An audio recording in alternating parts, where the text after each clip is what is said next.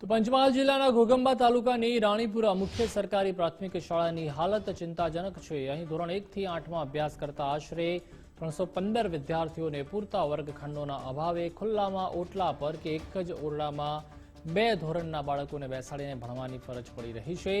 શાળામાં કુલ 8 ઓરડા હતા, જેમાંથી 6 ઓરડા જર્જરિત હોવાથી સરકારે તેને ડિસ્મેન્ટલ કરવાનો આદેશ આપ્યો હતો। ત્યારબાદ નવા 8 ઓરડા બનાવવા માટે એજન્સીને કોન્ટ્રાક્ટ પણ આપવામાં આવ્યો છે અને મંજૂરી પણ મળી ગઈ છે, પરંતુ છેલ્લા 3 મહિનાથી એજન્સી સંચાલકે કામ શરૂ જ નથી કર્યું। આ કારણે વિદ્યાર્થીઓના શિક્ષણ પર ભારે અસર પડી રહી છે।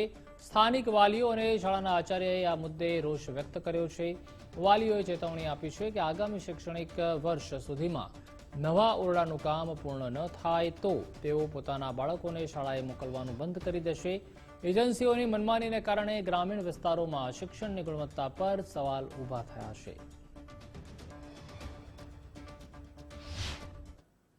અમારી શાળામાં ઓરડા ઓછા હોવાથી અમારી શાળામાં એક ક્લાસમાં બે ક્લાસના બાળકો બેસવામાં આવે છે, તેથી અમને શિક્ષણ મળવા પૂરતું મળતું નથી।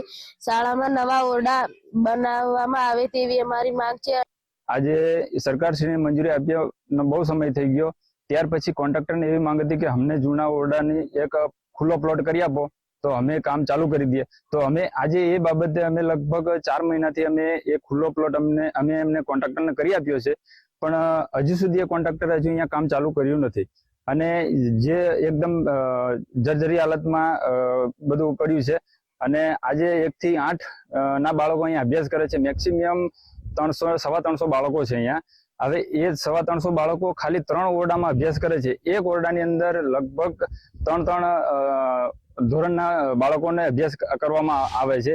300 થી ઉપરાંત બાળકો અભ્યાસ કરે છે।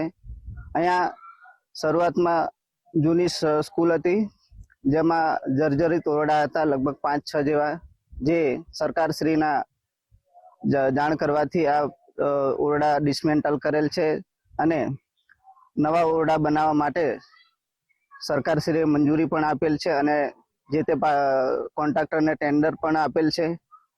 તેમ છતાં કોન્ટ્રાક્ટર દ્વારા કોઈ પણ કાર્ય કરવામાં આવતું નથી। પૂરા પ્રાથમિક શાળાની અંદર 1 થી 8 ધોરણનો ક્લાસ છે અને તેની અંદર 300 જેવા બાળકો અભ્યાસ કરે છે, પરંતુ એજન્સીને કામ આપવાથી હજુ સુધી કોઈ કામ શરૂ કરેલ નથી। તેથી અમારા બાળકોના અભ્યાસમાં તકલીફ પડે છે, કારણ કે અત્યારે અમારી સ્કૂલની અંદર 3 થી 4 રૂમ છે। 4 રૂમની અંદર એક રૂમમાં બબે ધોરણના બાળકોને અભ્યાસ કરવા પડે છે, તેવી અમારા બાળકોને તકલીફ પડે છે અને બીજા બાળકો બહાર ઓટલા પર પણ ભણે છે।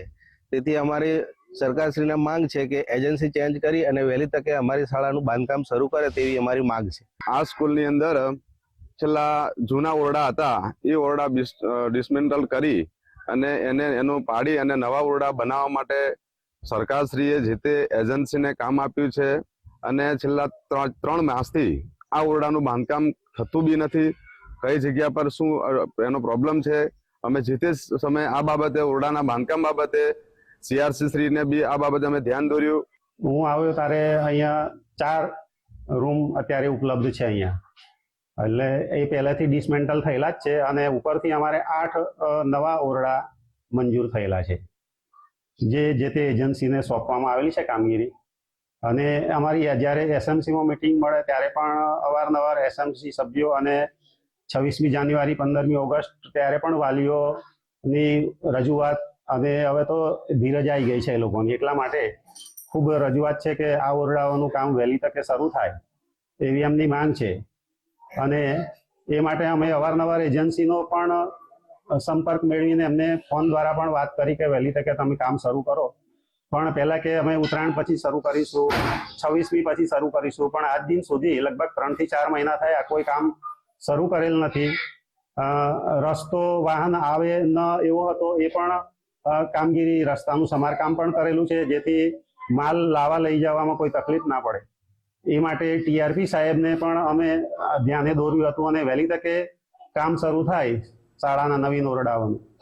તો એમને પણ રજૂઆત કરી, એમણે પણ એજન્સીને અવારનવાર ફોન કરીને રજૂઆત કરી, પણ આજ દિન સુધી કોઈ કામ શરૂ થયેલ નથી.